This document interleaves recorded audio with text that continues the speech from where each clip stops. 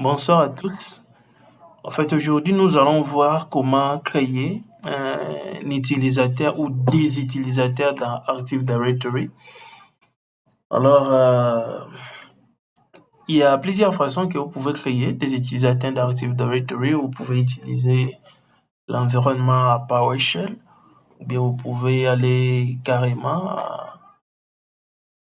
avec Windows Server pour pouvoir les créer. En fait, nous, aujourd'hui, nous allons voir comment les créer juste en utilisant Windows Server.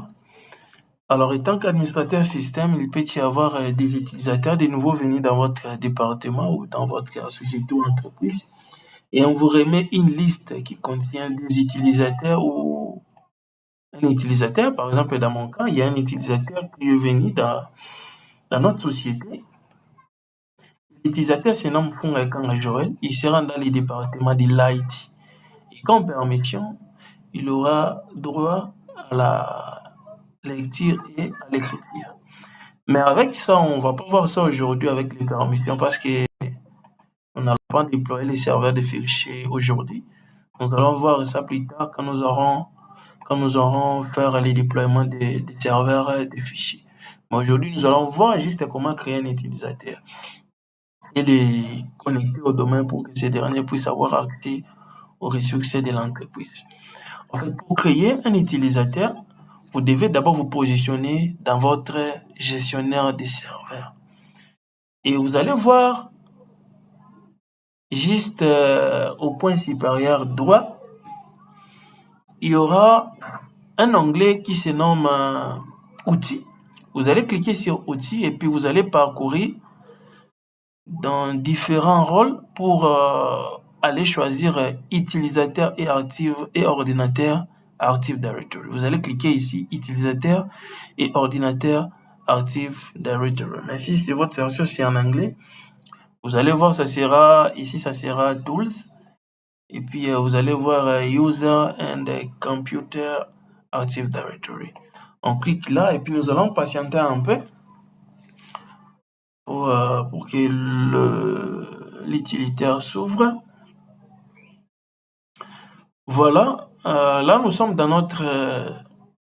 vraiment, nous sommes dans notre domaine à l'intérieur. Nous voyons ici, il y a quelques unités d'organisation que j'avais à créer. Nous allons voir ça tout ça ensemble avec vous, mais petit à petit. Maintenant, nous allons nous positionner dans l'unité d'organisation dans laquelle l'utilisateur sera créé. Nous nous sommes dit que l'utilisateur sera dans les départements de l'IT. Alors, nous allons nous positionner sur l'IT. Et puis, il y a plusieurs façons de pouvoir créer l'utilisateur dans Active Directory. Premièrement, vous devez vous positionner sur l'unité d'organisation en question. Vous faites clic droit, clic droit, et puis vous allez sur Nouveau, et puis Utilisateur. Ou soit vous pouvez venir ici à l'intérieur, clic droit, Nouveau, Utilisateur. Ou soit vous venez carrément ici, Utilisateur, au niveau de ces icônes. Et là, vous pouvez mettre les noms. On avait dit que les noms, il sera nommé. Ici, on commence par le prénom. On met Joël. Joël, ok. Et puis au niveau de nom, on met Funga. Je ne sais pas s'il existe déjà à l'intérieur. Et puis nom de l'ouverture. Vous pouvez soit prendre la première lettre de votre prénom et puis les combiner avec les noms. Par exemple, Funga. Ou soit vous pouvez carrément mettre tous les noms au complet Joël Funga. Bon, pour moi, je vais mettre Joël Funga. Et puis là, on vous montre que lors de l'ouverture de la session, comment les noms vont apparaître. Il y aura d'abord les noms de votre domaine, / suivi, plutôt anti-slash, suivi de votre nom. Suivant. Je mets les mots de passe. Je fais un petit mot de passe rapidement. Voilà, en tout cas, arrivé à ce niveau, il faut toujours cocher cette case. L'utilisateur doit changer les mots de passe à la première ouverture de la session. Pour que ce dernier, parce que vous connaissez bien les caprices des utilisateurs, pour que ça va aussi vous épargner dans beaucoup de choses. Au nom, l'administrateur connaissait mon mot de passe. Alors, qu'il puisse changer son mot de passe lors de sa première ouverture de la session, il faut cocher cette case. L'utilisateur doit changer le mot de passe à la prochaine session. C'est vrai qu'il y a d'autres options, mais ce ne sont pas vraiment intéressants parce que dans l'administration système, il faut toujours cocher la première case pour que l'utilisateur puisse puisse changer le mot de passe. Et les autres options, peut-être plus tard, on va voir si ça sert à quoi. On va faire simplement terminer. Voilà. Je l'ai créé ici. Je ne veux pas le créer ici. Bon. Je veux juste les déplacer carrément. Hein. On va voir tout ça dans plus tard. Je l'ai déplacé carrément. Il est venu ici. Voilà.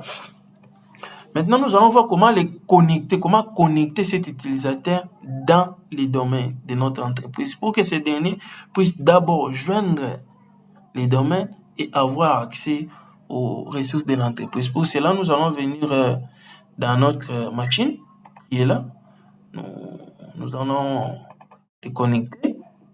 Nous allons prendre le premier utilisateur.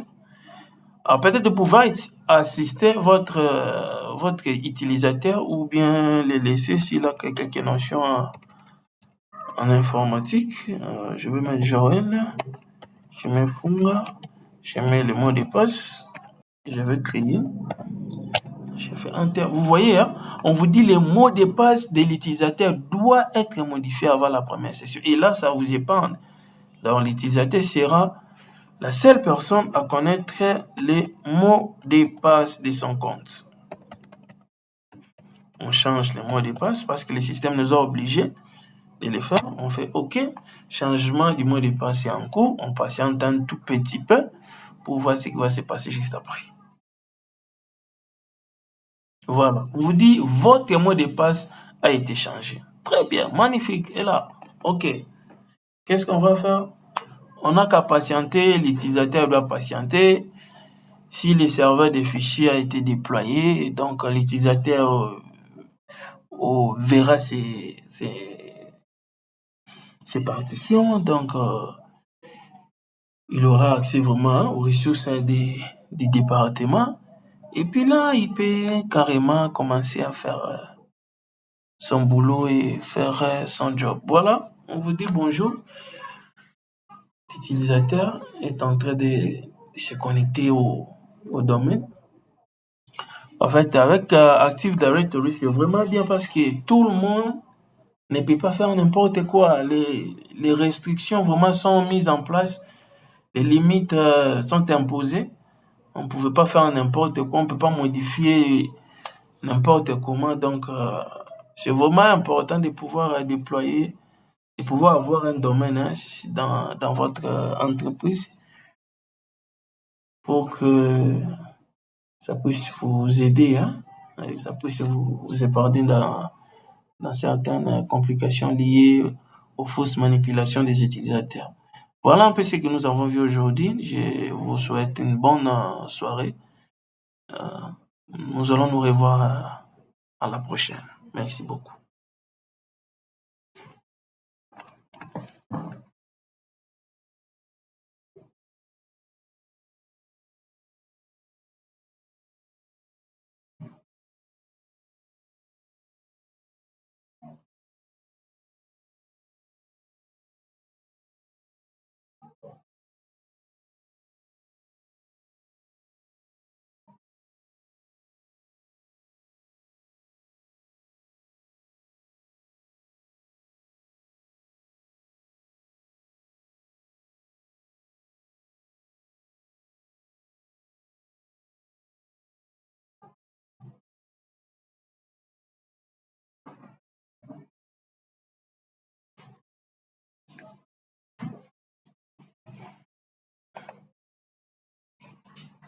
Voilà, comme vous avez vu, hein, donc